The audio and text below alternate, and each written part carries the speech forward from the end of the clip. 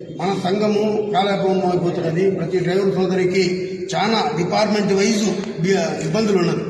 దీన్ని మన రాష్ట్ర నాయకత్వము ఇప్పుడు 1995 జియో నంబర్ 5 ఏ రోజైతే ఇప్పుడు రాష్ట్ర ప్రభుత్వం తెచ్చిందో ఆ రోజు నుంచే మన సంఘానికి సర్వనాశనం జరిగిపోయింది. డ్రైవర్లు ఎందుకంటే రిక్రూట్మెంట్ లేదు, కొత్త వెహికల్ కొనడం లేదు, ఉన్న వెహికల్కి బడ్జెట్ ఇవ్వడం లేదు. ఇలా కాలకాలం వల్ల ప్రతి వెహికల్ ఖండం దృష్టిలో పోయేది ఖండమైంది. దీన్ని మనము రాష్ట్ర నాయకత్వాన్ని నేను పలుమారు ఈ 15 ఏళ్ళలో పలుమారి ఎంతమంది మన శ్రీరాములు సార్ ఉన్నాడు, అప్పుడు పోరాడిన.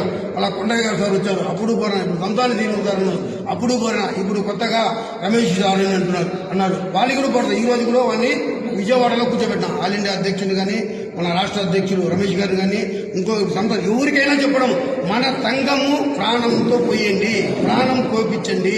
డ్రైవర్ రాలేదంటే డ్రైవర్ యాడికి రావాలి? మీ ఇంటికి రావాలా? కాదు, మాకు వెహికల్ ఇస్తే మేము తోలేకి సమసిద్ధంగా ఉన్నాము.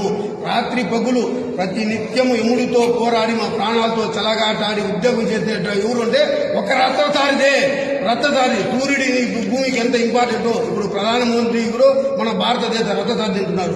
మన సీఎం ఆంధ్రప్రదేశ్ ప్రభుత్వ రాష్ట్ర ప్రభుత్వ సీఎం గారు కూడా రథసారి తిన్నారు. వాళ్ళకి రథం నడిపించేది కూడా మా రథసారిని గర్వంగా తెలియజేసుకుంటున్నా. కాబట్టి మిత్రులారా, ఎందుకంటే ఒక నాయకుడు ఎప్పుడు కూడా నేను రథసారి అధ్యక్షుడు అయినాక నేను ఎక్కడ అధ్యక్షుడు అనే ఓటు మెసేజ్ ఎక్కడ నా గ్రూపులో కానీ ఎక్కడైనా పెట్టాను. నేను సేవకుడే. నేను ఈ రోజు కూడా నా వాళ్ళకి నేను సేవకుడుగానే ఉంటా. నేను చచ్చిపోయే వరకు రథసారి కుటుంబాలకి సేవ చేసే భాగ్యము అది కల్పించాలి. అది పది ఉన్నా సేవ చేయాలంటే ఏ రూపంలో చేయొచ్చు.